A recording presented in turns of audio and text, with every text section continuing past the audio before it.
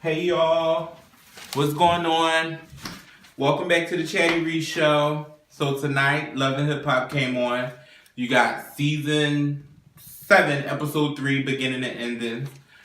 But before we jump into that, make sure you guys follow me on Instagram at Chatty Reese. Subscribe to my YouTube channel. Share these videos. Make sure to tell a friend to tell a friend.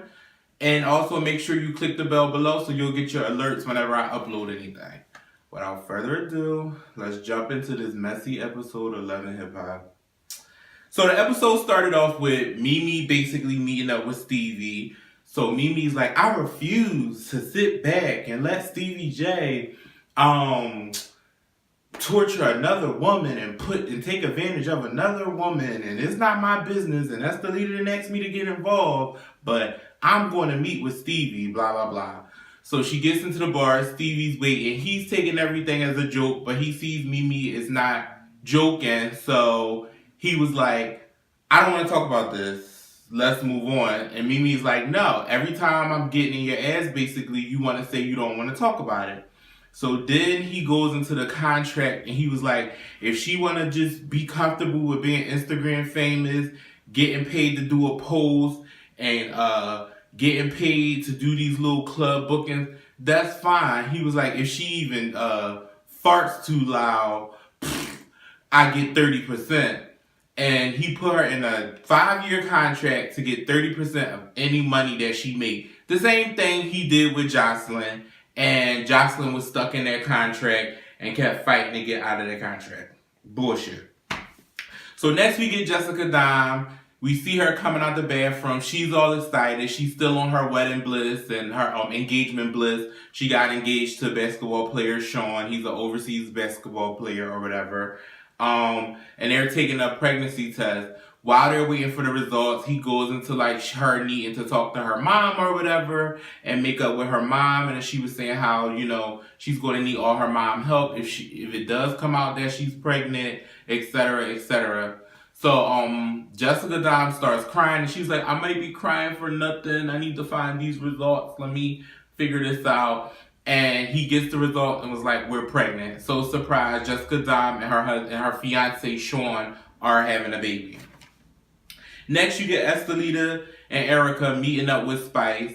They're sitting down getting girl power advice from Spice, because Spice knows a little bit about not letting men take advantage of her and, you know, being famous and having proper management and things like that, because she was famous before she came to Atlanta.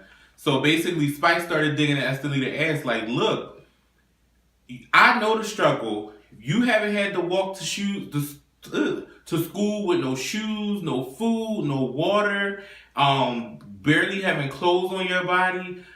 Basically, I don't want to hear about the struggle. So that's when Estelita finally broke down and she said how she used to get raped and molested. Her dad used to rape her. Her mom died from cancer. She first started getting molested at the age of 5. And it was just real sad. Like, everybody was crying and I was sitting there just getting real choked up. Like, oh my God, like, she went through all of that stuff.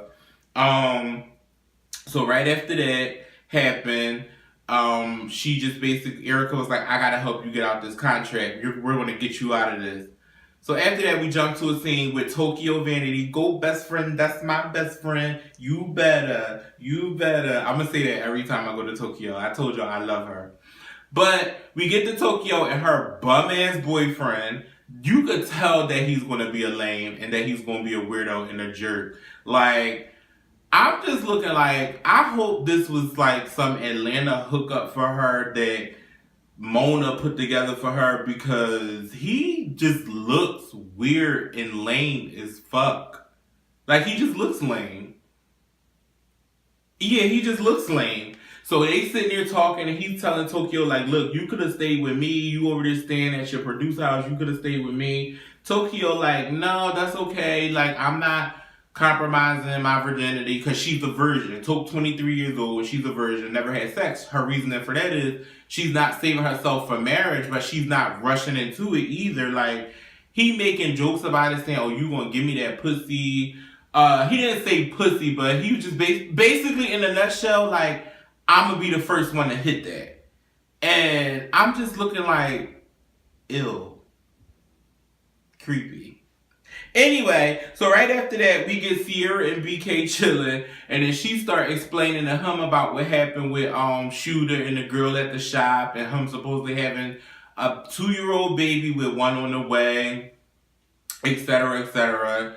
And BK was just like, always comes back to Shooter. Like, I don't want to be. I feel like I'm the rebound, and I don't want to be that guy. So let's just change the conversation for now, and we'll revisit this a little bit later. So next thing you know, Mimi is helping Ty with her pop-up shop. Ty has a whole pop-up shop with her collection. For those of you who don't know, Ty is a women's basketball player, which is Mimi's girlfriend. She has a pop-up shop going on in Atlanta, so everybody pops up there. Dom, Tokyo, Carly, they're all at the party supporting Ty. And next thing you know, the conversation about what's the face, Melissa came up. And everybody's like up in a little uproar about was there a problem with Melissa, what's the issue, etc., etc. So Jessica Dime asked like, could the girls be in a video shoot? And Tokyo was like, even me? And then she was like, yeah, even you, you know. So they're all gonna be basically in Dime's video shoot. Next, we get Erica Mena and Estelita at this boot camp where Jazzy Faye, where they're working out, teaching them how to run up and down the stage, but they're actually on like this little fitness place just in case they have a show, because running up and down the stage can be take a lot of your breath. Next thing you know, they got to do vocal lessons, and that's when Tommy came in. Tommy said that she was there the whole time, but when she came in and seen them working out, she said, I was not working out," and went back to her locker room, changed her clothes, and went and made a fucking drink and watched them work out from afar. I said, bitch. Anyway, Sierra went to Shooter's son's funeral. So next thing you know, you see her walking in this funeral. We were trying to figure out whose funeral it was or what was happening. But next thing you know, it turns out Shooter's son was 21 years old. He got shot and killed. Based off of what they said on the show, it was over a disagreement that escalated and it just got worse and worse. So that whole thing had took place, and then you see him crying, you see them going to the burial, and it would just look really sad, and it was just really sad. He didn't break down because, you know, guys tend to hide their emotions more than women, but you could tell that he was drained and hurt, but, you know, he didn't have that, like, emotional meltdown.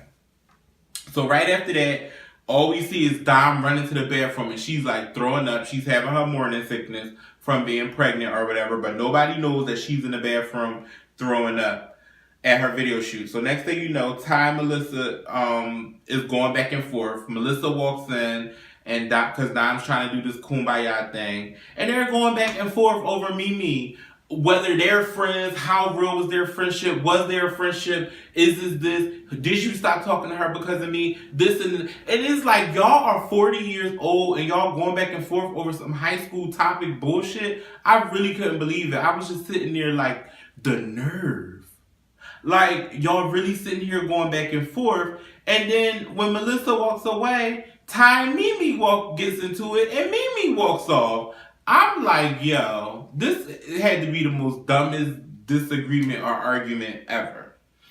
So after that, we get a scene. Sierra and Tokyo are talking. Tokyo goes to see her. She's saying how depressed she is because she was his stepmom, and her and Shooter been together for 8 years. He was only 21. So she's been in that boy life since he was, 11, 12 years old. They were together 8 years. So, you know, she played a major figure in his heart and in his life, and just said how he called and asked her for advice and things like that. So she's just been affected by it as well. She was explaining to Tokyo that he's been pushing her away.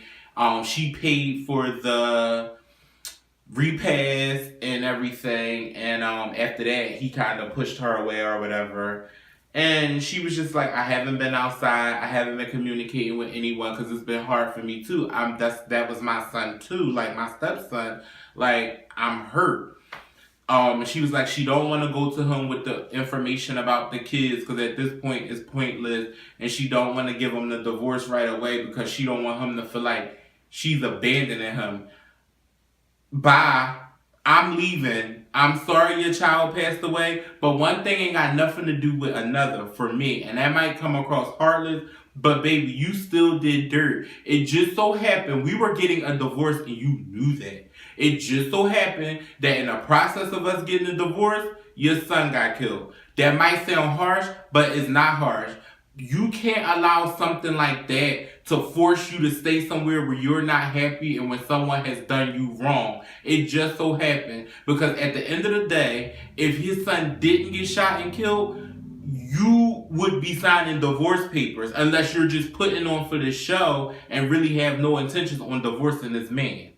So, if it was me, like, granted, I'm going to give you some time to grieve, but, yo, we got to talk business. I might give you a little 30 to 90 days, a little 60 day in between, but we got to talk business. I need my divorce. Like, I'll be your shoulder to cry on, lean on, but at the end of the day, we still got to face the dirty shit that you did. That doesn't change it. So, that happened. Next thing you know, we get this girl, Just Brittany. Apparently, she signed with Maybach Music. She's an artist from Rick Ross. Rick Ross reached out to Stevie J about managing this girl because she's an artist with him. And Erica and Estelita walk in. One thing led to another. They end up arguing with the girl. Erica Mena telling her that Erica Mena told her that her toes were clawing over her shoes. I was cracking the fuck up when she was like, your toes is clawing over your shoes. You look like a Fashion Nova ad. I was cracking up. Erica Mena is a shady bitch and she do got a nasty mouth. Hilarious.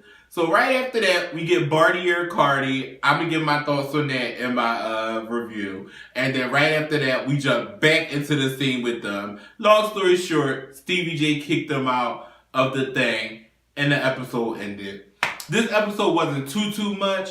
Still a good episode. I enjoyed it. I was entertained, but it wasn't too crazy. I was just thinking tonight, I'm mad Lovely Mimi didn't come back. I like Lovely Mimi. I thought she was good for the show. I hope she do like a cameo or something or be like a friend to the show or something. But that was Love and Hip Hop Atlanta episode 3. I'll see you guys next week. Make sure you guys follow me on Instagram at Chatty Reese. And I'll talk to y'all soon. Peace. Good night.